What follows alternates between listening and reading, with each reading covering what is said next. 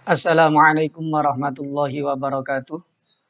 Alhamdulillahirabbil alamin wassalatu wassalamu ala asyrafil anbiya'i wal mursalin wa ala alihi wa ashabihi ajmain amma ba'd. Alhamdulillah ayyuhat talaba ayyuhal mustami'unal kiram fi hadhil fursah asamina sanastamiru dirasatana an ulumil balaghah wal an sanabahasu anil kinayah wa ta'arid. Para pecinta bahasa Arab rahimakumullah, dalam kesempatan kali ini kita akan melanjutkan pembelajaran kita tentang balaghah, salah satu ilmu balaghah, dan pada saat ini kita akan membahas tentang al-kinayah wa ta'arid. Al-kinayah wa ta'arid. Wa sanabahas fi hadhil fursah ibtidaan bi ta'rifil kinayah wa ta'arid summa anwa'ul kinayah wa akhiran al-amthilah minal kinayah wa ta'arid. Dalam kesempatan kali ini nanti kita akan membahas tentang pengertian kinayah, kemudian pengertian ta'arid, macam-macam kinayah, dan tidak lupa untuk memperkuat pemahaman kita, nanti kita tampilkan juga contoh-contoh dari kinayah dan ta'arid. Wa hadhil madah dirasiyah li shafis tsani asyar fi qismid diniyah fil madrasah as-sanawiyah al-islamiyah. Dan materi pembelajaran ini disampaikan untuk kelas 12 MA peminatan agama. Taib ayyuhat talabah. Nabda'u bi ta'rifil kinayah. Kita mulai dari pengertian kinayah.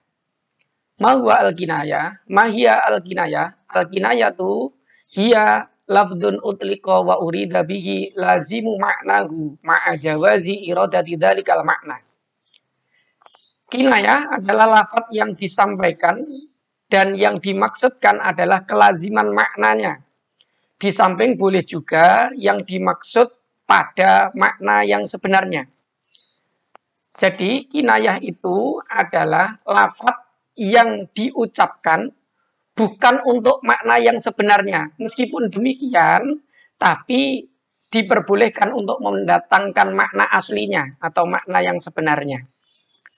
Dan lazim, makna yang lazim atau makna yang umum, ini karena berbahasa Arab, kinayah itu bagian dari ilmu bahasa Arab, maka ya tergantung orang Arab. Misalkan kalau di dalam bahasa Indonesia, Pak Broto adalah orang yang keras kepala. Apakah yang dimaksud itu adalah keras kepala sesungguhnya? Atau yang dimaksud adalah orang yang susah diatur, orang yang sulit untuk dinasehati, atau orang yang semaunya sendiri? Itu yang dimaksud dengan keras kepala. Nah, itu adalah makna yang lazim di dalam bahasa Indonesia atau bahasa Melayu. Dalam bahasa Indonesia, ketika orang dikatakan keras kepala, maka makna yang lazim adalah orang yang susah diatur, susah dinasihati, dan lain sebagainya. Biasanya kalau keras kepala merujuk pada makna itu.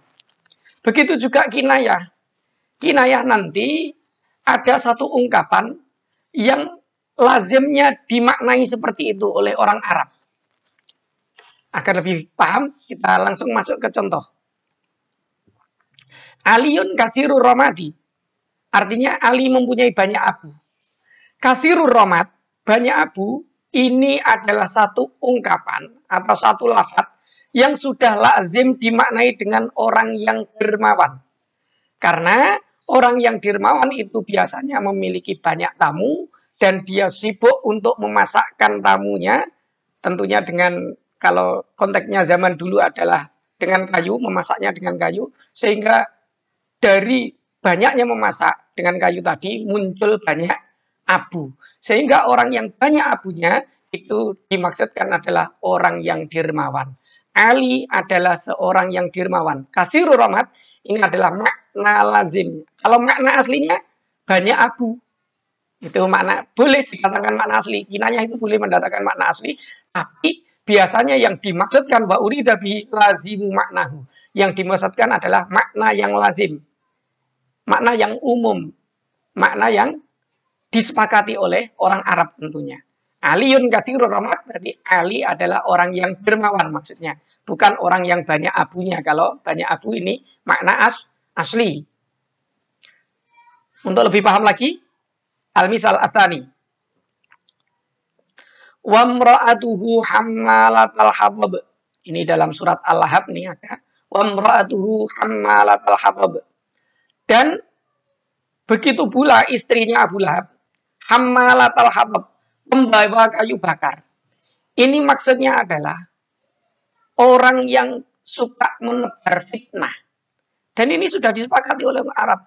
Hammalatul hatab, bahwa pembawa kayu bakar itu maksudnya orang yang, kalau bahasa Jawa, orang sing suka obong-obong.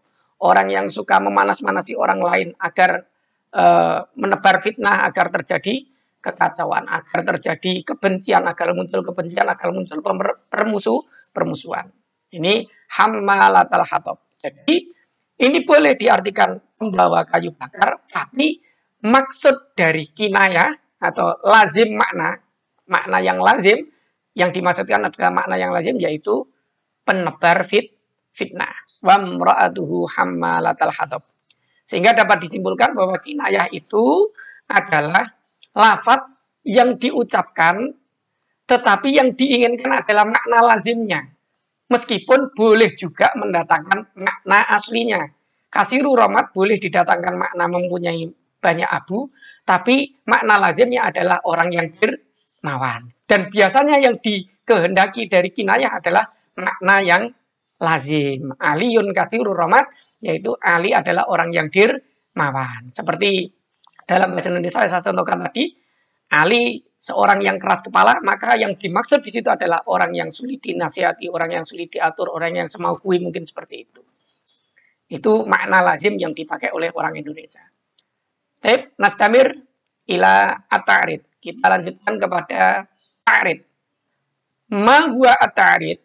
At-ta'rid huwa ayyutlaqa al-kalamu wa yusyara bihi ila maknan akhara yufhamu minas siyaq.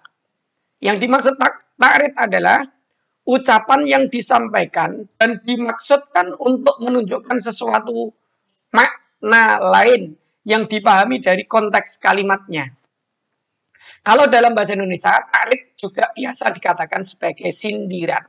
At-ta'rid itu sindiran. Jadi suatu ucapan atau perkataan al-kalam, suatu ucapan atau perkataan yang diisyaratkan atau yang ditunjukkan untuk makna lain yang bisa dipahami dari konteks kalimatnya.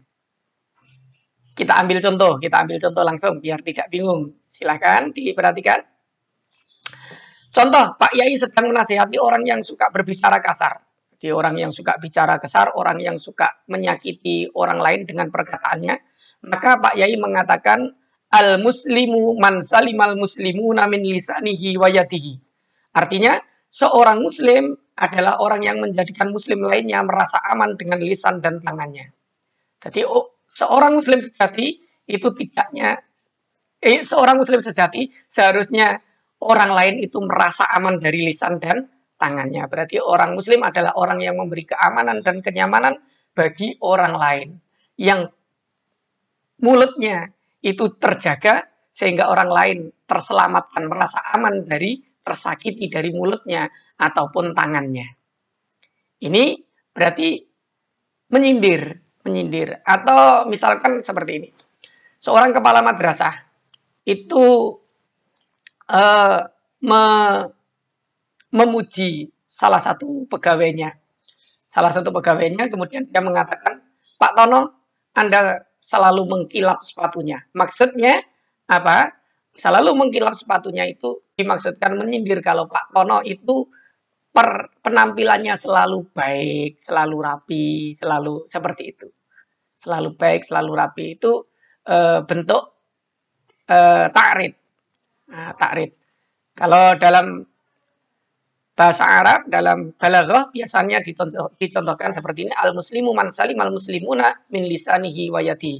Ini perkataan ini ditujukan orang yang suka menyakiti orang lain baik dengan lisan maupun dengan perbuatan, dengan yadihi, dengan lisan maupun dengan perbuatannya. Baik, Baik, saya kira sudah agak jelas ya antara mal farqu bainal kinayah wa ta'rid. Apa perbedaan antara kinayah dan ta'rid?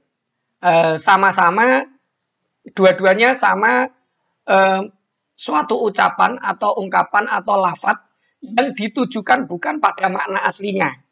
Ya, sama-sama bukan pada makna aslinya. Hanya saja kalau at-ta'rid lebih spesifik nanti untuk sesuatu hal yang sifatnya sindiran. Atau kalau bahasa Jawa nyindir alus seperti itu. Taib nastamir ila taqsimil kinayah. Al kinayatu tangqasimu ila salah sati aqsamin i'tibaril mukanna'anhu.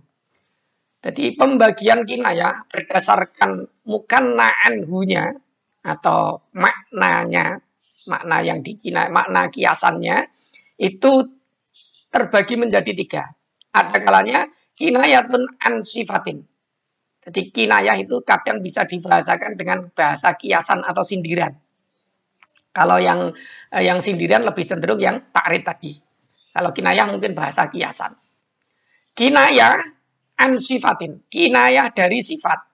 Ada kalanya sifat itu qoribah, ada kalanya baidah. Sebagaimana artinya qoribah itu dekat, baidah jauh. Contoh, fulanun saubuhu tawilun. Fulan bajunya panjang. Maksudnya adalah fulan seorang yang berbadan tinggi. Jadi antara baju dan kondisi fulan itu kan sangat dekat. Ketika seorang memiliki baju yang panjang, otomatis orangnya berarti berbadan tinggi. Dan ini hubungannya sangat dekat. Sehingga dinamakan sifat qoribah. Sifat yang dekat. Ada kalanya sifat baidah. Contohnya, juha yadubu alal aso. Juha berjalan dengan tongkat. Di atas tongkat maksudnya, juha sudah tua. Karena biasanya orang yang berjalan dengan tongkat itu identik dengan orang yang sudah tua. Yang berjalan bertatih-tatih. Seperti itu. Juha yadubu alal aso. Ini termasuk yadubu alal aso ini adalah kinayatun an sifah ba'idah. Kemudian yang kedua, kinayatun an mausuf. Kinayah, kiasan untuk yang disifati. Jadi ini orangnya. Kalau tadi sifatnya, kalau yang ini mausuf, yang disifati. Contohnya, huwa harisun ala malihi. Dia adalah orang yang menjaga hartanya. Dia adalah penjaga hartanya. Maksudnya adalah orang yang kikir. Jadi dijaga betul sampai hartanya itu tidak bisa keluar. Tidak pernah diinfakkan, tidak pernah disodakohkan. Sehingga dinamakan huwa harisun ala malihi. Itu adalah orang yang kikir. Harisun ini pakai isim fa'il. Berarti kan pelaku. Nah, pelaku itu berarti mausuf. Yang disifati ini. Yang disifati. Orang yang disifati dengan kikir. Huwa harisun ala malihi. Kemudian yang ketiga, kinayatun an nisbatin. Kinayah dari nisbat atau sandaran. Contohnya, al-majdu yatba'u dillahu. Al-majdu, kemuliaan, yatba'u mengikuti dillahu bayangannya. Sifat al-majdu atau kemuliaan tidak disandarkan kepada orang yang memiliki sifat mulia. Tetapi disandarkan kepada sesuatu yang berkaitan dengannya. Yaitu bayangannya. Jadi disandarkan tidak kepada orangnya langsung. Tetapi disandarkan kepada sesuatu yang terkait dengannya, yang terkait dengan seorang tadi, maka dillahu, bayangannya. Nah, ini dinamakan kinayatun an-nisbatin, yaitu kiasan atau kinayah untuk dari nisbat, kinayah untuk nisbat atau penyandaran. Tidak disandarkan pada orangnya langsung, tapi sesuatu yang terkait dengan seorang tadi. Contohnya di sini ada dillahu, bayangannya. Al-majdu kemuliaan itu mengikuti bayangannya. Maksudnya yang mengikuti orang tadi.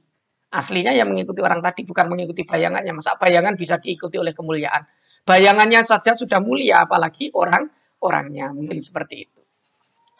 Taib nastamir ila taqsimil kinayah bi'atibari lawazim awil wasaid wasyak. Pembagian kinayah didasarkan pada al-lawazim.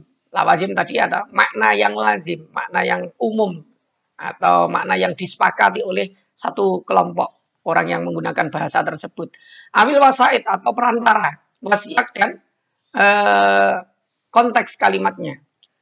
Didasarkan pada lawazim atau perantara atau konteks kalimatnya, tangkosimu al-kinayah ila arba'ati aksamin. Maka kinayah dibagi menjadi 4. Al-awal, ta'rid, kinayah, ta'rid.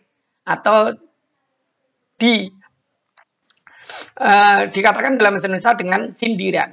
Contohnya, yang sebagaimana tadi, al-muslimu man salimal muslimu namin lisanihi wa yadihi. Hadis ini dikatakan kepada orang yang suka menyakiti orang lain, baik dengan perkataan maupun perbuatannya. Dan ini untuk menyindir agar dia tidak melakukan perbuatan, yaitu menyakiti orang lain, baik dengan lisan maupun tangannya. Ini adalah sindiran. Kemudian talwih itu adalah banyaknya wasaid. Ciri-cirinya banyaknya wasaid, banyaknya perantara. Contohnya, wa mayaku fiya min aibin fa inni jabanul kalbi mahzulul fasili. Wa ma yakufiya min aibin. Saya itu tidak punya cacat. Saya tidak ada cacat, tidak ada cacat pada diri saya. Fa inni jabanul kalbi. Saya itu orang yang mempunyai anjing yang pengecut. Anjing saya saja pengecut. Ini adalah ungkapan atau lafaz yang digunakan untuk menunjukkan orang yang sangat mulia. Orang yang sangat mulia. Saking mulianya, biasanya orang yang mulia, orang yang terhormat itu banyak tamu. Karena banyak tamu, sehingga sampai anjingnya tidak bisa membedakan mana tuannya, mana tamunya. Saking banyaknya tamu. Karena orang yang sangat mulia tadi, dikunjungi banyak orang. Dikatakan dengan jabanul kalbi. Anjingnya pengecut atau penakut. Kemudian mahzulul fasili, yang kurus anak sapinya. Jadi ibarat saya punya anak sapinya saja kurus. Ini menunjukkan kalau orangnya itu sangat dermawan. Saking dermawannya, anak sapi itu tidak kebagian susunya karena susunya dikasihkan kepada yang lain. Jadi intinya jabanul kalbi dan mahzulul fasili ini adalah untuk menunjukkan orang yang mulia dan orang yang dermawan. Untuk menjelaskan jabanul kalbi dan mahzulul fasili ini dibutuhkan banyak wasaid. Sehingga ini masuk kategori talwih. Untuk menjelaskan ini tadi kan cukup panjang. Yang dimaksud jabanul kalbi itu apa? Mahzulul fasili itu apa? Itu talwih. Kemudian yang ketiga adalah rumzun atau sedikit wasaid, sedikit perantara. Contohnya, fulanun aridul kofa, aridul wisadah. Fulan adalah orang yang lebar tengkuknya dan orang yang lebar bantalnya. Maksudnya apa? Ya orang yang bodoh, orang yang males. Karena dia apa? Dia lebar tengkuknya karena saking banyak tidurnya. Orang yang bodoh karena kemalasan, karena banyak tidur, maka lebar bantalnya. Ini adalah bentuk kinayah atau kiasan bagi orang yang bodoh karena terlalu banyak tidur. Fulan, dan ini untuk menjelaskan ini sudah cukup jelas karena sedikit wasaid tadi. Fulanun aridul kofa wa aridul wisadah. Selanjutnya adalah al-ima awil isyarah. Ima itu isyarat, sama saja isyarat petunjuk. Contohnya dalam Quran surat Al-Kahfi ayat 43. Bismillahirrahmanirrahim. Fa'asbaha yuqallibu kaffaihi ala ma anfaqa fiha wa hiya khawiyah. Fa'asbaha yuqallibu kaffaihi ala ma anfaqa fiha wa hiya khawiyah. Maka dia mulai membolak-balikkan telapak tangannya, dua telapak kakinya atas apa yang telah ia infakkan. Padahal wahia dan kedua telapak tangannya itu khawiyatun kosong. Ini adalah kinayah untuk orang yang menyesali perbuatannya. Orang yang menyesali perbuatannya karena dia sudah mungkin menghambur-hamburkan hartanya, memberikan hartanya terhadap sesuatu yang tidak penting. Sehingga dia tidak bisa berinfak, tidak bisa bersedekah. Maka ini sindiran bagi orang yang menyesali atas perbuatannya sampai dia membolak-balikkan tangannya. Dan ini sedikit wasaid untuk menjelaskan itu. dan makna sedikit wasaid dan maknanya pun tidak samar. Tip ayat talib wa talibah qad ta'allamna 'anil kinayah wa ta'rid wal khulasatu huna anna al-kinayah tashtamilu ala ta'rid. Kesimpulannya bahwa kinayah itu mencakup ta'rid atau at-ta'rid wa nau'un min anwa'il kinayah, bahwa ta'rid atau sindiran tadi merupakan salah satu macam atau salah satu bagian dari kinayah. Yang secara umum kinayah tadi bisa diartikan kiasan atau sindiran. Syukron katsiran ala husni ihtimamikum. Assalamualaikum warahmatullahi wabarakatuh.